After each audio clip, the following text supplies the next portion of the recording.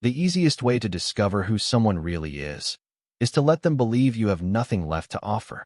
Daniel Brooks never imagined those words would become the reason an entire executive team lost everything in less than 10 minutes. On a rainy Tuesday morning, wearing the same faded blue shirt he had worn for months and carrying a dented lunchbox his 8-year-old daughter had decorated with tiny hand-drawn stars, he stood in the lobby of one of the largest retail companies in America while dozens of employees watched in complete silence. A security guard held open the front door. A young regional manager folded his arms with a smug smile. Someone in the back quietly pulled out a phone to record what they believed was another ordinary employee getting fired. No one, not a single person in that crowded lobby, had the slightest idea they were about to witness the biggest mistake of their careers. Before we continue, thank you for supporting this channel and spending your time with us. Your encouragement means more than you know. If you enjoy heartfelt stories filled with unexpected twists, inspiring moments, and unforgettable characters, please take a second to like this video and subscribe to the channel so we can continue sharing many more incredible journeys with you in the videos ahead. Daniel lowered his eyes instead of arguing. Rain tapped softly against the tall glass windows behind him, and the gray morning light reflected across the polished marble floor. His cardboard box contained almost nothing. A framed picture of his daughter Sophie smiling with 2 missing front teeth. A navy blue coffee mug with "World's Okayest Dad" written across the side in crooked white letters. A notebook with worn leather edges. A pen. And the lunchbox Sophie insisted he carry every day because she believed food tasted better when packed with love. The regional manager stepped forward with a satisfied grin. "Company policy," he announced loudly enough for everyone nearby to hear. "When an employee violates procedure, they're terminated immediately." Daniel calmly looked at him. "Is that what happened?" he asked in a voice so steady it almost disappeared beneath the sound of falling rain. The younger man laughed. "You still think your opinion matters? You're done here." A few uncomfortable faces looked away. Others whispered behind folded hands. Some simply stared. Claire Bennett stood near the reception desk, frozen in disbelief. As Regional Human Resources Director, she had reviewed countless disciplinary cases over the years. Something about this one had never made sense. The investigation had been rushed. Important documents had vanished overnight. Witness statements had been ignored. Every request she submitted for additional review had been denied before reaching corporate headquarters. She had tried to stop the termination meeting only 20 minutes earlier. Nobody listened. "This isn't right," she said quietly, stepping forward. "We still haven't verified the inventory reports." The regional manager barely glanced at her. "The decision has already been made." "Then it's the wrong decision." He smiled without warmth. "Not your call." Daniel gently picked up the photograph that had slipped from the box and brushed away a few drops of rain that had landed on the glass. Sophie's bright smile looked back at him. Suddenly the noise around him faded. He remembered that morning before school. Sophie had stood on a small kitchen stool spreading peanut butter across 2 slices of bread with complete concentration. She looked up and smiled. "Daddy," she had asked, "if you're the boss where you work, how do you know people are nice when you're not there?" Daniel had paused longer than she realized. Finally, he kissed the top of her head and answered, "Sometimes the only way to know the truth is to stand where nobody recognizes you." She giggled, slipped a tiny paper star inside his lunchbox, and whispered, "For good luck." That tiny folded star was still there now. He touched it with one finger before closing the lid. Claire noticed the gesture. It didn't look like a defeated employee saying goodbye to a dead-end job. It looked like a father protecting the most important part of his life. She found herself wondering for the 100th time who Daniel Brooks really was. For nearly 6 months, he had worked harder than anyone else in the building. He arrived before sunrise. He stayed late without complaint. He treated janitors, cashiers, warehouse workers, and executives with exactly the same respect. He never joined gossip, never competed for attention, never raised his voice. Somehow, every struggling employee ended up talking to him during lunch breaks. Somehow, every new hire felt welcome after meeting him. Yet nobody knew much about his past. Whenever people asked where he had worked before, he simply smiled and changed the subject. The regional manager pointed toward the exit. "Leave your employee badge." Daniel unclipped it from his shirt and placed it carefully on the reception counter. His expression never changed. The silence inside the lobby became almost uncomfortable. Claire wanted to say something, anything, but words refused to come. Daniel lifted the cardboard box into one arm and walked toward the front doors. Just before stepping outside, he stopped. Without turning around, he reached into his pocket, pulled out a simple black smartphone, unlocked it with one touch, and made a single phone call. The line connected immediately. His voice remained calm, almost gentle. "This is Daniel Brooks," he said. "Activate Executive Protocol 7 and remove every one of them." For several long seconds, nothing happened. The regional manager let out a sarcastic chuckle, folding his expensive suit jacket across his chest as though the entire scene had become entertainment. A few employees exchanged awkward smiles, assuming Daniel had called a lawyer, a friend, or perhaps a family member who could do absolutely nothing to change what had already happened. Rain continued to drum softly against the towering glass entrance, while Daniel calmly slipped his phone back into his pocket without another word. He neither defended himself nor pleaded for another chance. He simply stood there with the quiet patience of someone who had already seen the ending long before everyone else had even understood the beginning. Claire watched him carefully. Something about his composure unsettled her. During her 12 years in human resources, she had witnessed hundreds of terminations. Anger, tears, panic, bargaining, silence. Every emotion imaginable had crossed that lobby floor. But she had never seen anyone carry peace the way Daniel did. It was almost as if losing this job meant nothing compared to something far more important that only he could see. Then, less than 60 seconds after the call ended, the first phone rang. The regional manager frowned and glanced at the screen. The confident smile slowly disappeared from his face. It was the division president. He answered immediately. "Good morning, sir." The voice on the other end spoke for less than 15 seconds. No one else could hear the words, but everyone could watch the color drain from his face. "Yes, I understand," immediately. His hand trembled slightly as the call ended. Before anyone could ask what had happened, the store director's phone rang. Then the operations supervisor. Then the finance manager. One after another, phones echoed across the lobby like falling dominoes. Employees stopped whispering. Even the security guard looked confused as every executive suddenly stood frozen, listening instead of talking. Claire's own phone vibrated. She looked down at the unfamiliar caller identification before answering. "Claire Bennett speaking." "Miss Bennett, this is Margaret Collins from Executive Governance at Brooks Retail Holdings headquarters. Effective immediately, all termination actions involving employee Daniel Brooks are suspended. Please remain on site. A special review committee is arriving shortly. You will receive additional instructions within the next few minutes." Claire blinked. "Excuse me, Executive Governance." "Yes, ma'am. And please do not allow anyone involved in today's disciplinary action to leave the premises." The call ended before she could ask another question. Her heartbeat quickened. Brooks Retail Holdings.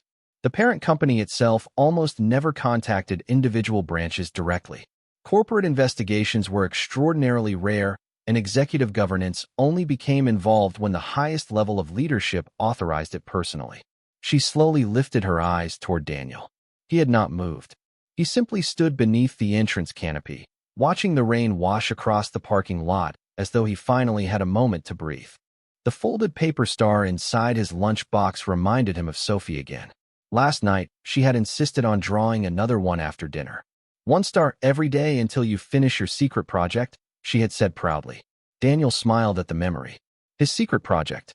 That was exactly how he had described this journey to his daughter 6 months earlier. Every Monday morning, he drove nearly 40 miles to a different branch using an old pickup truck instead of one of the company vehicles parked at headquarters. Every paycheck had been deposited into a local employee account exactly like everyone else's. Every lunch break had been spent in the break room beside warehouse workers, cashiers, janitors, and customer service representatives. He wanted no special treatment, no reserved parking space, no executive dining room, no assistance clearing obstacles from his path. He wanted truth. Years earlier, after founding Brooks Retail Holdings with a single neighborhood store, Daniel promised himself that success would never become more valuable than character. But as the company expanded across the country, reports became cleaner while employee turnover quietly increased. Customer complaints vanished on paper, while anonymous letters describing toxic management arrived at headquarters almost every month. Numbers looked perfect. People did not. Most executives blamed isolated incidents. Daniel was not convinced. He believed culture could never be measured entirely by quarterly profits. It revealed itself in ordinary conversations, lunch breaks, break rooms, and the way people treated someone who could offer them nothing in return. That belief was exactly why he had disappeared from headquarters 6 months ago. Even the board of directors knew only that he was conducting an independent leadership audit. His true identity had been shared with only 3 people in the entire corporation, each bound by strict confidentiality agreements. Claire had never been one of them, which made her kindness impossible to fake. She defended people because she believed it was right, not because she expected recognition. Daniel respected that more than any impressive resume. Inside the lobby, the regional manager suddenly barked new orders at the staff, attempting to regain control. Everyone back to work. This is probably some administrative mistake. But nobody moved. Outside, the distant sound of approaching engines broke through the steady rainfall. 3 black executive vehicles turned slowly into the parking lot, their headlights cutting through the gray morning sky. Every conversation stopped. Every eye shifted toward the entrance. Daniel quietly adjusted the photograph of Sophie inside his cardboard box and whispered almost too softly for anyone else to hear. "I hope I found the answer you were looking for, sweetheart." The 3 black executive vehicles rolled to a smooth stop beneath the front entrance canopy, their polished surfaces reflecting the rain like dark mirrors. No company logos decorated the doors, yet every senior manager in the building immediately recognized them. They belonged to headquarters.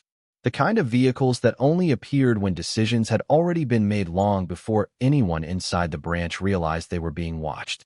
The regional manager swallowed hard and hurried toward the entrance, forcing a nervous smile onto his face as though he could still control the situation. "There must be some misunderstanding," he muttered to the store director, but even he no longer sounded convinced. The first vehicle door opened. A woman in her early 60s stepped onto the wet pavement wearing a charcoal overcoat and carrying a slim leather portfolio. Her silver hair was neatly tied back, and every movement reflected quiet authority rather than dramatic confidence. Behind her came 4 executives and 2 compliance officers carrying sealed document cases. Nobody rushed. Nobody spoke loudly. They simply walked with the calm certainty of people whose only responsibility was uncovering the truth. Claire recognized the woman immediately from annual leadership broadcasts. Margaret Collins, Executive Vice President of Corporate Governance. She had visited only a handful of company locations during the past decade. Employees whispered her name with equal parts respect and fear because her investigations never relied on assumptions. They relied on facts. Margaret stepped inside the lobby and looked around slowly before her eyes rested on Daniel. Her serious expression softened into genuine respect. Without hesitation, she walked directly toward him. Every executive present instinctively moved aside. Daniel set down his cardboard box before extending his hand. Margaret ignored the formal handshake altogether. Instead, she smiled warmly and said, "You have been away from headquarters for 6 months, and somehow you still managed to surprise all of us." Several people nearby stopped breathing for a moment. Daniel answered with a gentle smile. "Good morning, Margaret. Good morning, Mr. Brooks." The words echoed through the silent lobby like distant thunder. Nobody moved. Nobody even seemed willing to blink. The regional manager stared at Daniel as though he had suddenly become someone else entirely. His mouth opened slightly, but no words came out.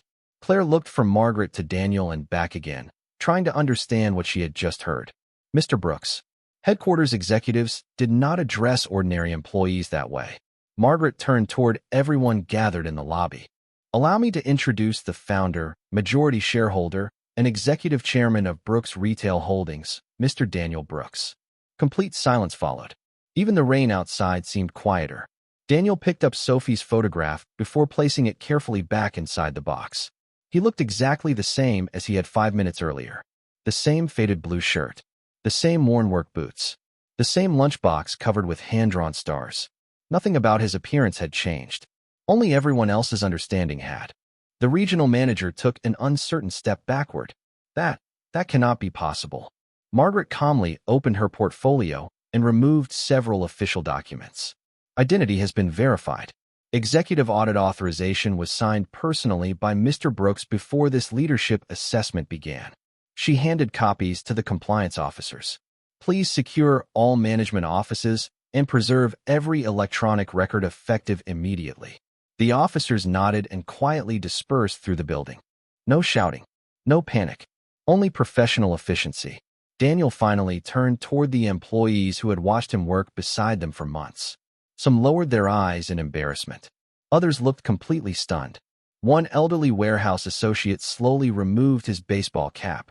"Sir, were you really working with us this whole time?" Daniel smiled gently. "Not above you. With you." The older man nodded, emotion filling his tired eyes. "I knew there was something different about you." Daniel chuckled softly. "No, you simply treated me the same way you treated everyone else. That made all the difference." Claire remained motionless, trying to connect countless small memories that suddenly made sense. Daniel always knew employees by name within days. He asked thoughtful questions about procedures instead of complaining.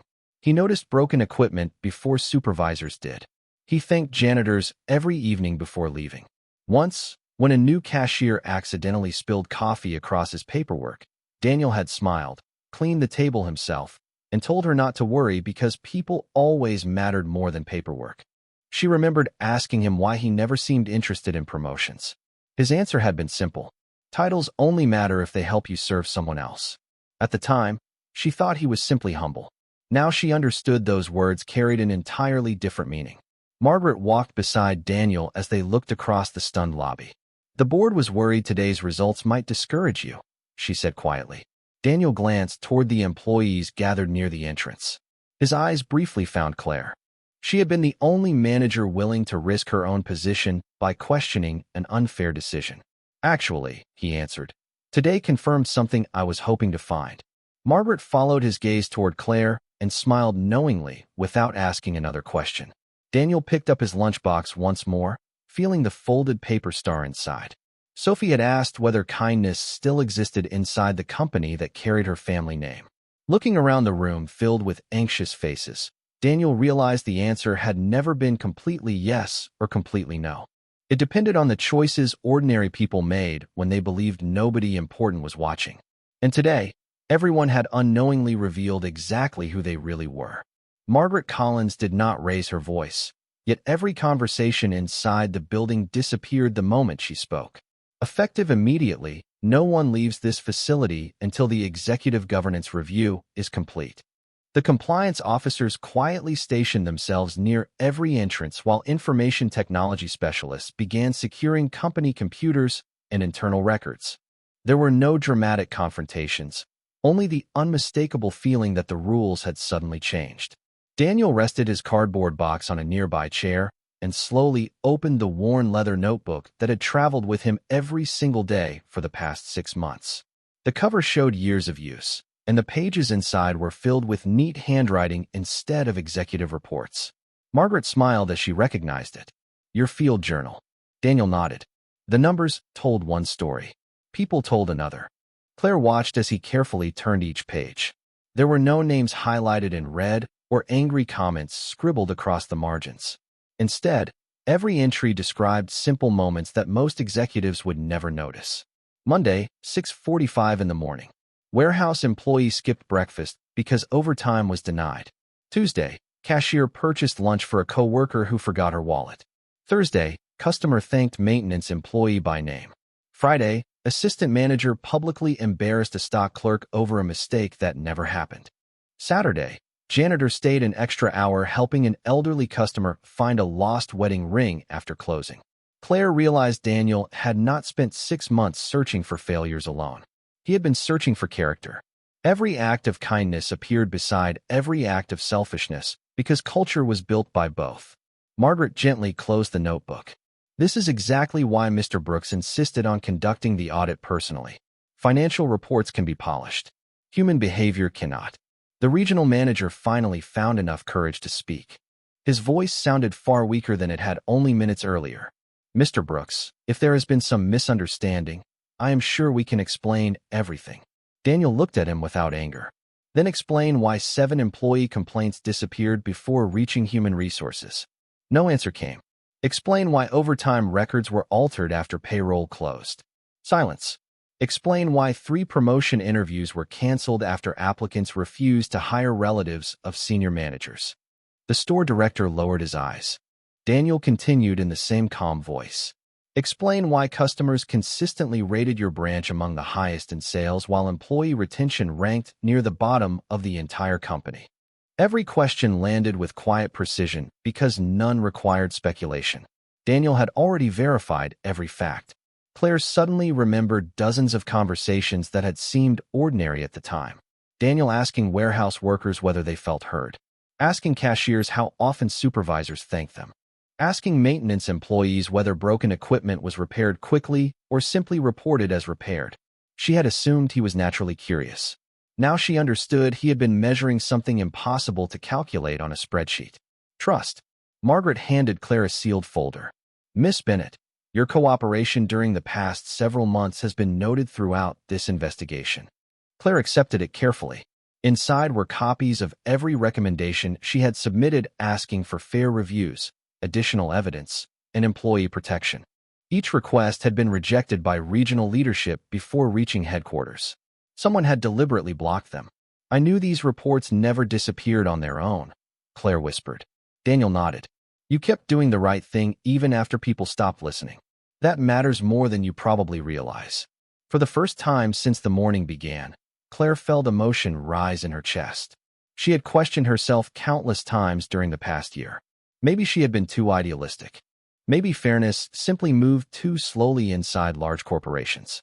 Standing there now, she realized integrity sometimes worked quietly before it finally became visible. Across the lobby, several hourly employees exchanged uncertain glances. One young cashier nervously stepped forward. Sir, are we all losing our jobs because management made bad decisions? Daniel immediately shook his head. No. The single word carried enough reassurance for everyone to breathe again. Good people should never fear the truth. Honest employees are the reason this company exists. My responsibility is to protect them, not punish them. Relief spread across the room like sunlight breaking through heavy clouds. Daniel walked toward the break room window overlooking the parking lot where rain continued falling steadily. His reflection blended with the gray sky outside. For a brief moment, he thought about Sophie sitting in her third-grade classroom, probably smiling as she colored another page filled with bright stars. She believed her father spent his days helping people solve problems. In many ways, she was right. Wealth had never been the purpose. Building a place where ordinary people could work with dignity had always been the dream. Somewhere along the journey, layers of management had begun protecting numbers more carefully than people. That was why he left the executive office behind and became employee number 45821. He needed to experience the company exactly as everyone else did. Not through reports, through real life. Margaret stepped beside him. Did you find what you were looking for? She asked quietly. Daniel looked across the lobby until his eyes rested once again on Claire speaking gently with frightened employees, reassuring them one person at a time despite everything that had happened. A small, hopeful smile appeared on his face. Not at first, he answered. But I think I just found the person who remembers what this company was always meant to become. The atmosphere inside the branch slowly shifted from shock to reflection as the compliance team continued its quiet work. Laptops were collected, electronic records were preserved, and every interview was scheduled with calm professionalism. Daniel never once celebrated what had happened. He did not walk through the building like a victorious executive reclaiming his authority. Instead, he moved through the familiar aisles exactly as he had every morning during the previous 6 months, greeting employees by name and thanking them for remaining patient. That simple gesture surprised many of them even more than the revelation of his identity. Claire followed a few steps behind, carrying the leather notebook Margaret had returned to Daniel after copying several pages for the investigation. Curiosity finally overcame her hesitation. May I ask you something? She said softly. Daniel smiled. Of course. When you started working here, did you already know this branch had serious problems? Daniel looked toward the sales floor where a young associate was helping an elderly customer reach an item on the highest shelf. I knew there were warning signs, he answered. I did not know whether the problem was leadership, culture, or simply fear? That is why I came. Claire nodded slowly. And if everyone had treated you fairly? Daniel's smile grew warmer. Then I would have quietly returned to headquarters with the happiest report I have ever written. They continued walking until they reached the employee break room. The familiar coffee machine hummed in the corner, and the refrigerator door still carried birthday cards, children's drawings, and handwritten reminders about upcoming volunteer events. Daniel stopped in front of one drawing taped near the microwave. It showed a stick figure wearing a blue shirt beside a little girl holding a bright yellow star. At the bottom someone had written, "My dad is my hero." Daniel stood silently for a moment before saying, "People bring their whole lives to work. Their families, their hopes, their worries, their children. We often pretend they leave those things in the parking lot every morning. They never do." Claire looked at him with growing admiration. "That is why you always asked about people's families." "Yes," Daniel replied. "If a company forgets that employees are human beings first, it eventually forgets why it exists." Margaret entered the room carrying another folder. "The preliminary review is complete." Daniel accepted the file without opening it immediately. "Worse than expected?" Margaret gave a small nod. "Several policies were intentionally ignored. Performance reports were manipulated. Complaints were intercepted before reaching headquarters. Promotion recommendations were influenced by personal relationships instead of merit." Claire closed her eyes briefly. Hearing the truth spoken aloud hurt more than she expected because she had spent months trying to convince herself things were not as bad as they seemed. Daniel finally opened the folder. Every page confirmed what he had quietly documented in his notebook. Yet one section caught his attention more than any other. It listed employees who had repeatedly demonstrated exceptional integrity despite pressure from management. Claire Bennett's name appeared first. Daniel smiled almost imperceptibly before closing the file again. "Sometimes the strongest leaders are the ones with the smallest titles," he said. Margaret followed his gaze toward Claire. "That conclusion appears throughout every interview conducted this morning. Employees trust her." Claire looked genuinely uncomfortable. "I only tried to do my job." Daniel shook his head gently. "No, you protected people when it was inconvenient. There is a difference." Before Claire could respond, a timid knock came from the doorway. It was the young cashier who had spoken earlier. She held a small paper bag in both hands. "Mr. Brooks, I hope this is not inappropriate." Daniel smiled reassuringly. "Not at all." She stepped forward and offered him the bag. "When everyone thought you had been fired, your lunch was still sitting in the employee refrigerator. I did not want it to be thrown away." Daniel accepted it with both hands. "Thank you." Inside rested the peanut butter sandwich Sophie had carefully prepared that morning. The folded paper star remained tucked beneath the napkin exactly where she had hidden it. Daniel unfolded it slowly. In uneven handwriting, Sophie had written just one sentence. "Daddy, kindness always comes home." His eyes softened. For a brief moment the noise around him disappeared. He imagined Sophie finishing school, wondering whether her father's secret project had gone well. He imagined her excitement when he walked through the front door that evening. Claire noticed the small paper star and smiled. "She made that for you, did not she?" Daniel nodded. "Every morning before work. She must be very proud of her father."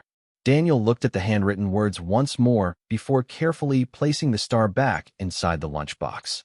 "I hope one day she will not be proud because I built a successful company," he said quietly. "I hope she will be proud because I never stopped trying to build a kind one." Claire felt those words settle deeply in her heart. At that moment she understood that Daniel Brooks had never disguised himself simply to test employees. He had stepped into their world because he believed leadership was earned through listening before speaking, serving before judging, and protecting people before protecting profit. And as the afternoon sunlight finally began breaking through the clouds outside, she realized that this extraordinary day was not ending with the exposure of broken leadership. It was only beginning with the restoration of something far more valuable: trust. The afternoon settled into an unfamiliar quiet as the investigation moved from discovery to decision. The branch remained open for customers, yet behind the scenes every department seemed to pause and breathe differently. Employees no longer whispered out of fear.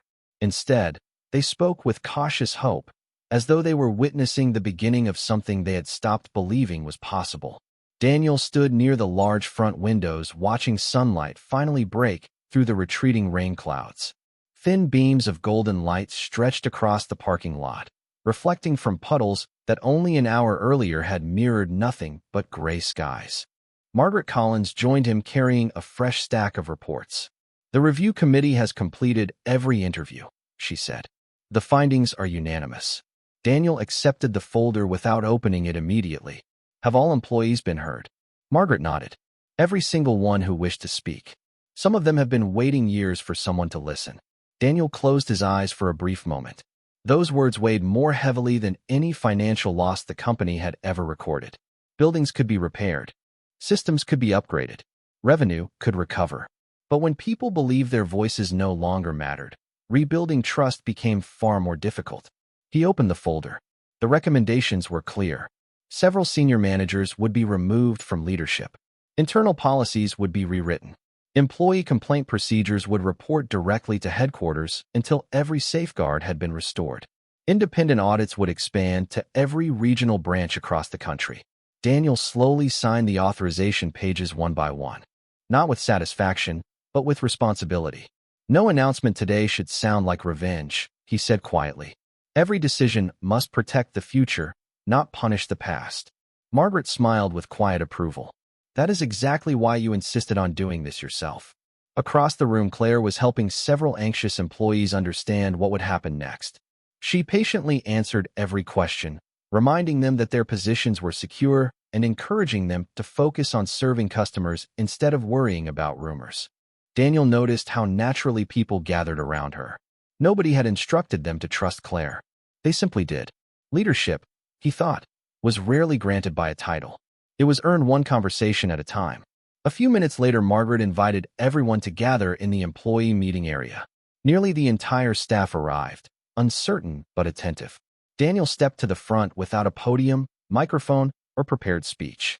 He looked exactly as he had all morning, wearing the same faded blue work shirt and holding the same lunchbox decorated with Sophie's stars. He wanted them to remember this moment not because the chairman had spoken, but because someone who had stood beside them every day was speaking now. He smiled gently before beginning. 6 months ago, I came here looking for answers. I did not arrive to catch people making mistakes. I arrived to understand whether the values written on our walls were still alive in our everyday actions. Some days I found disappointment. Other days I found extraordinary kindness. I watched coworkers buy lunch for someone who had forgotten a wallet. I watched maintenance workers stay late to help elderly customers reach their cars safely. I watched cashiers comfort frightened new employees on their first day. Those moments never appeared in quarterly reports, but they mattered more than any sales number. The room remained completely silent. Daniel continued, "A company becomes successful because of people like you, not because of people like me.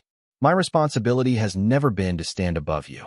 My responsibility is to remove every obstacle preventing good people from doing great work." He paused before looking toward Claire. "Today I also witnessed courage. Courage is not speaking loudly. Courage is quietly defending what is right even when you believe nobody important will ever know." Claire lowered her eyes, embarrassed by the unexpected attention. Daniel smiled warmly.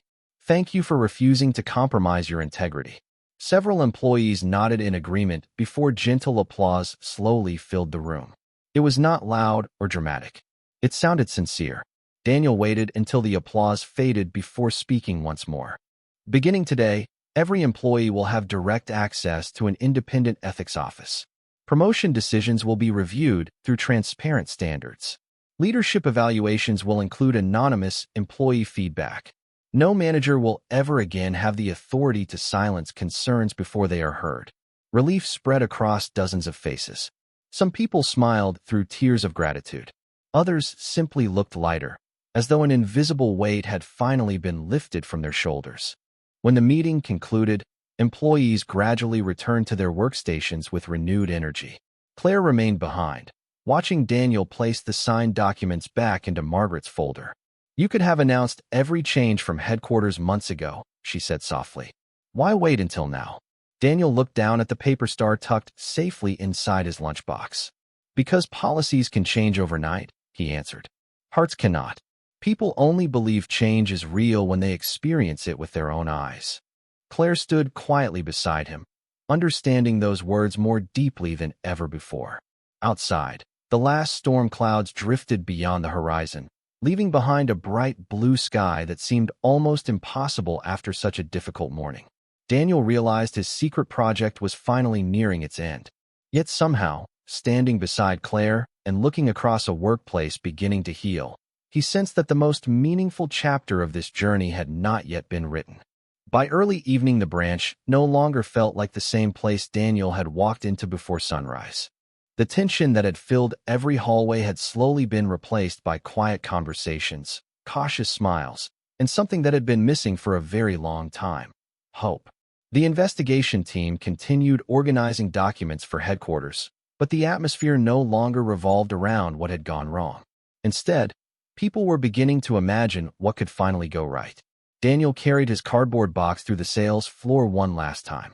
Employees who had barely spoken to him during his months as a warehouse associate now greeted him with warm smiles. Others apologized for staying silent when they sensed something was unfair. Daniel accepted every apology with the same gentle response. The important thing is what we choose to do after we recognize the truth. Near the customer service desk, an older cashier named Linda carefully approached him with folded hands. She had worked for the company for nearly 22 years and had watched generations of managers come and go. "Mr. Brooks," she said softly, "I almost walked away from this job last month. I thought the company I loved had disappeared." Daniel smiled kindly. It never disappeared. Sometimes good people simply need someone to remind them they are not standing alone. Tears gathered in Linda's eyes as she nodded. "Thank you for coming yourself." Daniel looked around the building. "Thank you for staying long enough for me to find you." Claire watched the exchange from several feet away. Throughout the day, she had learned more about Daniel than she ever expected, yet one question continued to linger in her mind. As the last members of the investigation team prepared to leave, she found him quietly stacking empty boxes in the receiving area exactly as he had done dozens of times before. "You do not have to help with that anymore," she said with a gentle smile. Daniel laughed quietly. Habit is difficult to change. Together, they carried the flattened boxes toward the recycling area. The task was simple, ordinary, almost peaceful after everything that had happened. Claire finally asked the question she had been holding back all afternoon. "Were you ever angry?" Daniel stopped walking for a moment before answering. "Many times." Claire looked surprised. "You never showed it." He nodded thoughtfully. "Anger tells us something is wrong. Wisdom decides what to do next. If I had allowed anger to make today's decisions, people would remember fear instead of fairness." Claire considered those words carefully. They explained everything she had witnessed during the past 6 months. Daniel had never ignored injustice. He had simply refused to let resentment become his method of leadership. As they returned toward the front entrance, Margaret approached with one final folder. "Everything is complete," she announced. "The transition team will arrive tomorrow morning. Headquarters has approved every recommendation." Daniel signed the final page before handing the folder back. "Good. Make certain every affected employee receives personal support during the transition. Change should never create unnecessary fear." Margaret smiled warmly. "You always think about the people first." Daniel looked toward the break room, where several employees were laughing together while cleaning after the long day. That is because buildings never built this company. People did. After Margaret left, Claire noticed Daniel checking the time on his watch. "You have somewhere important to be," she guessed. His face immediately brightened. "Sophie's school talent night begins in 45 minutes.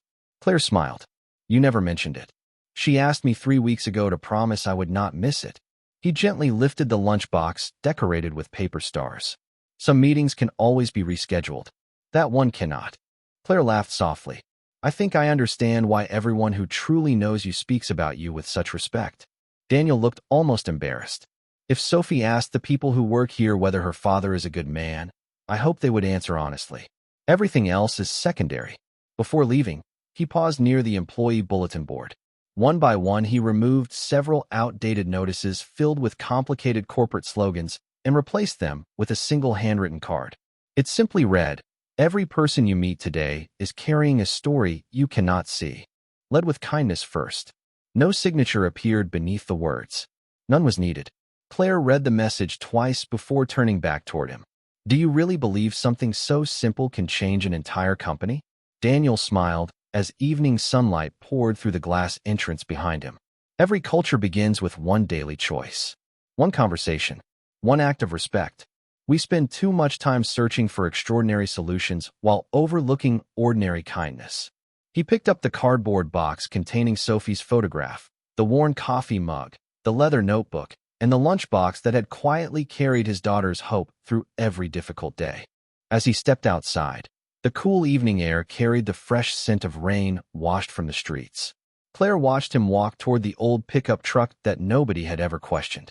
For the first time since meeting Daniel Brooks, she no longer saw a billionaire, a chairman, or the founder of a national company. She simply saw a devoted father who believed the greatest measure of success was returning home each evening knowing he had left the world a little kinder than he found it. And somehow, without realizing it, that belief had already begun changing every heart inside the building he was quietly leaving behind. Daniel arrived at the elementary school with barely 5 minutes to spare.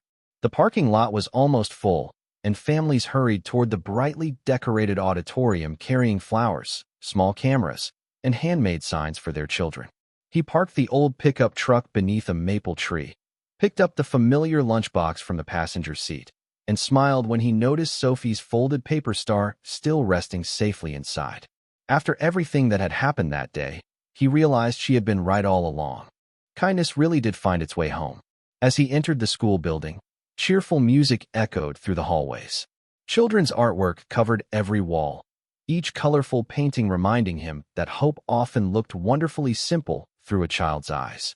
Before he could reach the auditorium, a small voice called out from behind the stage curtain. "Daddy!" Sophie ran toward him with the biggest smile he had seen in weeks. Her light blue dress swayed as she threw her arms around him without the slightest concern for who might be watching. Daniel knelt and hugged her tightly. "I made it," he whispered. Sophie pulled back just enough to study his face. "You look tired." Daniel laughed softly. "It has been a very long day." She reached into the pocket of her little sweater and carefully placed another folded paper star into his hand. "Then you need another one." He looked at the tiny piece of paper before opening it. In her careful handwriting she had written, "The best heroes are kind even when nobody claps." Daniel felt emotion quietly settle in his heart. "Did your teacher help you write this?" Sophie proudly shook her head. "No, I thought of it all by myself." At that moment Daniel realized that every difficult choice he had made during the past 6 months had been shaping more than a company. It had been teaching his daughter what real leadership looked like. A few rows behind them, parents continued filling the auditorium until nearly every seat was occupied. Daniel and Sophie found 2 chairs near the center, just as the principal stepped onto the stage to welcome everyone. The performances were simple and joyful. Children sang songs, played violins, recited poems, and proudly shared artwork they had created throughout the semester. Daniel applauded every child with the same enthusiasm he gave his own daughter because he knew each family carried a story invisible to everyone else in the room. When Sophie's class finally appeared on stage, she searched the audience until her eyes found him. The moment she saw him smiling, her nervous shoulders relaxed. She waved ever so slightly before joining the other children in their song. Daniel felt an overwhelming sense of gratitude. No board meeting, no investment announcement, no corporate celebration had ever filled him with the same quiet happiness as watching his little girl confidently sing beneath bright school lights. After the program ended, families gathered in the cafeteria where homemade cookies and lemonade were served. While Sophie excitedly introduced her father to classmates and teachers, Daniel noticed someone standing quietly near the entrance. Claire Bennett. She held a small gift bag decorated with silver tissue paper and looked almost uncertain whether she should interrupt. Daniel walked over with a surprised smile. "I did not expect to see you here." Claire smiled warmly. "I hope you do not mind. Margaret told me where the school was. I realized I never properly thanked you." Daniel shook his head. "You never needed to thank me."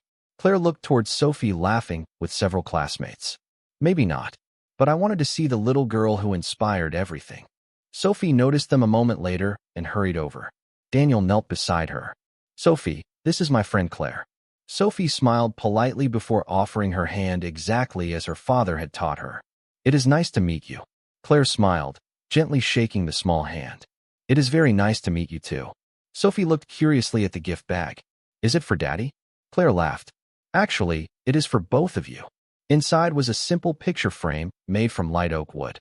There was no expensive engraving, only a small card tucked inside that read, "Some memories deserve a permanent place because they remind us who we are." Daniel immediately knew which photograph belonged inside. The one that had fallen onto the lobby floor that morning. The one he had picked up before making a single phone call that changed everything. "It is beautiful," he said sincerely. Sophie looked up at Claire with complete innocence. "Daddy says presents are special because they tell people you were thinking about them." Claire smiled gently. "Your father is very wise." Sophie giggled. "He tells lots of stories." Daniel looked at Claire, then back at his daughter, quietly appreciating how naturally they spoke with one another. There was no awkwardness, no effort to impress. Only kindness meeting kindness. As evening sunlight filtered through the cafeteria windows, Daniel realized something unexpected had happened during a day that began with disappointment and uncertainty. He had not only rediscovered the heart of his company, he had also found someone who understood why protecting that heart mattered. And watching Claire laugh with Sophie over a plate of homemade cookies, he could not help wondering whether some of life's greatest gifts quietly arrive only after we have the courage to stand firmly for what is right. 6 months passed more quickly than anyone expected. Spring quietly gave way to early autumn, and Brooks Retail Holdings no longer looked like the company Daniel had quietly entered disguised as an ordinary employee. Every regional office now held monthly listening sessions where hourly workers spoke directly with leadership. Anonymous ethics reports were reviewed by independent teams instead of local management. Promotions were based on integrity, collaboration, and performance rather than personal connections. Employee turnover dropped to its lowest level in company history, while customer satisfaction reached record highs without a single campaign demanding impossible sales numbers. Daniel often smiled whenever reporters asked what revolutionary strategy had transformed the business. His answer never changed. "We remembered that people are not expenses. They are the reason the company exists." One crisp Saturday morning, headquarters welcomed employees from every region for the first annual Kindness Leadership Summit. Instead of celebrating sales champions or executive bonuses, the event honored quiet acts of service that rarely appeared in financial reports. Warehouse associates who mentored new hires, cashiers who comforted frightened customers, maintenance teams who stayed late to help families, receptionists who remembered names instead of identification numbers. Daniel believed those stories deserved the largest stage. Claire stood backstage reviewing the event schedule one final time. 3 months earlier, Daniel had invited her to become Executive Director of Culture and Employee Experience. She had accepted only after asking one question. "Will I still be allowed to disagree with you when I believe something is wrong?" Daniel had smiled exactly as he had on the day they first truly met. "I am counting on it." Together, they had spent months traveling across the country, listening far more than speaking. Every branch they visited reminded Daniel why the undercover journey had mattered. People did not need a perfect company. They needed leaders willing to listen when things were imperfect. As the summit began, Daniel walked onto the stage wearing the same faded blue work shirt he had worn on the morning everything changed. The audience immediately recognized it. Hundreds of employees stood and applauded, not because of the clothing itself, but because it reminded them that leadership was earned on the sales floor long before it reached the boardroom. Daniel placed the familiar lunchbox beside the podium. It had become a quiet symbol throughout the company. Inside, folded carefully beneath a fresh sandwich Sophie had packed before school, rested dozens of colorful paper stars collected over the previous months. Each one carried a different handwritten reminder about kindness. Daniel opened the lunchbox and held up the very first star Sophie had made. "Kindness always comes home." The room became completely silent. "Everything that happened began with these 5 words," he said gently. Not because they changed a company overnight, but because they changed the way one father remembered why he built it in the first place. He then invited an unexpected guest onto the stage. Sophie walked confidently across the platform wearing a bright yellow dress and carrying the oak picture frame Claire had given them months earlier. Inside was the photograph that had once fallen onto the lobby floor on the worst morning of Daniel's undercover journey. The audience smiled as Sophie carefully placed the framed picture beside the lunchbox. Daniel looked at his daughter with unmistakable pride. "She asked me one simple question," he said. "How do you know people are kind when you are not there?" I thought I needed 6 months to answer her. The truth is, All I really needed was to find the people who never stopped choosing kindness when nobody important seemed to notice. Daniel then turned toward Claire, who stood quietly near the front row believing she was simply attending another company gathering. There is one more person I would like everyone to recognize today. Claire looked surprised as employees began applauding before she even reached the stage. Daniel waited until she stood beside him. You reminded me that integrity often speaks softly. You protected people when it cost you personally. You proved that courage does not need applause to remain courage. Claire smiled with grateful humility. I only tried to do what was right. Daniel nodded. Exactly. That is why people trust you. Sophie gently tugged on Claire's hand and looked up with the same innocent honesty that had changed her father's life. Daddy smiles a lot more now. She whispered loudly enough for nearby employees to hear. I think it is because you help him. Laughter filled the room, followed by warm applause. Claire's eyes glistened as she knelt to Sophie's height. Your father helped me too. Sophie smiled and wrapped her small arms around Claire without hesitation. Daniel watched the simple moment unfold and realized no quarterly report could ever measure what truly mattered. Months later, another photograph joined the first inside the oak frame. This one showed Daniel, Sophie, and Claire volunteering together at a community food pantry alongside dozens of Brooks retail employees. There were no luxury suits, no executive titles, no reserved parking spaces. Only neighbors serving neighbors. The photograph eventually hung in the headquarters lobby beneath a small bronze plaque that read, "The strongest companies are built by ordinary people who choose extraordinary kindness every single day." Visitors often assumed the framed picture represented the company's greatest achievement. Daniel quietly disagreed. The greatest achievement was not transforming a corporation. It was creating a place where his daughter could someday walk through the front doors with complete confidence that kindness was not merely printed on the walls. It was alive in the hearts of the people inside. And every time Daniel looked at the faded blue shirt, the worn leather notebook, the lunchbox covered with paper stars, and the photograph that almost ended up forgotten on a rainy lobby floor, he remembered one simple truth that had changed everything forever. Real leadership is never revealed by the power to give orders. It is revealed by the courage to serve people with humility, to protect them with fairness, and to leave every life you touch a little brighter than you found it. As our story comes to a close, we simply want to say thank you. Thank you for choosing to spend your valuable time with us. In a world that often moves too fast, where headlines come and go in a matter of hours, we are truly grateful that you stayed until the very last moment to share this journey with Daniel, Sophie, Claire, and everyone whose lives were changed by a simple decision to choose kindness over pride.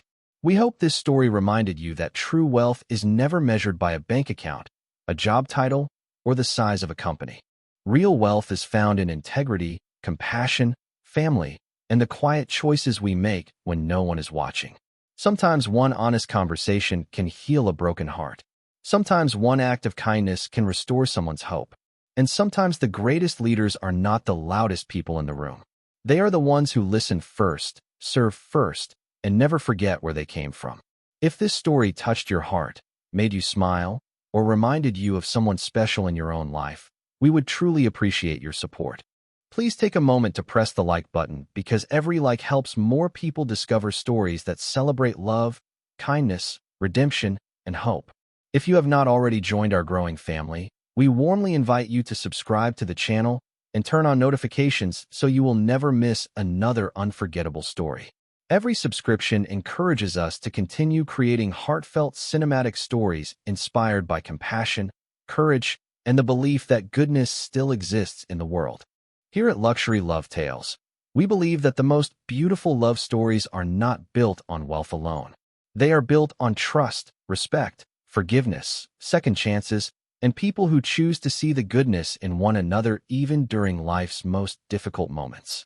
Every story on this channel is created to remind us that kindness has the power to change destinies, that true love grows through actions rather than appearances, and that every ordinary person has the ability to become someone else's miracle. Whether our stories follow a hard-working waitress, a caring nurse, a devoted single parent, a hidden millionaire, a determined entrepreneur, or two strangers brought together by fate, the heart of every journey remains the same. Character will always matter more than status. Compassion will always outshine pride. And love will always be strongest when it is rooted in honesty and respect. We love bringing these cinematic stories to life for viewers all across America and around the world. And knowing that you are here listening means more to us than words can express. Your comments, your encouragement, and your continued support inspire us every single day to create stories that leave people feeling hopeful long after the video ends. We would also love to hear from you. Tell us in the comments which moment stayed with you the most, which character inspired you, or what lesson you will carry into your own life. Your thoughts help shape the future stories we create, and they remind everyone reading the comments that kindness is still alive in this community. Until we meet again in our next story, may your home be filled with peace, your heart be filled with hope, and your life be surrounded by people who value you for who you truly are. Thank you once again for being part of the Luxury Love Tales family. We cannot wait to share another unforgettable journey with you very soon.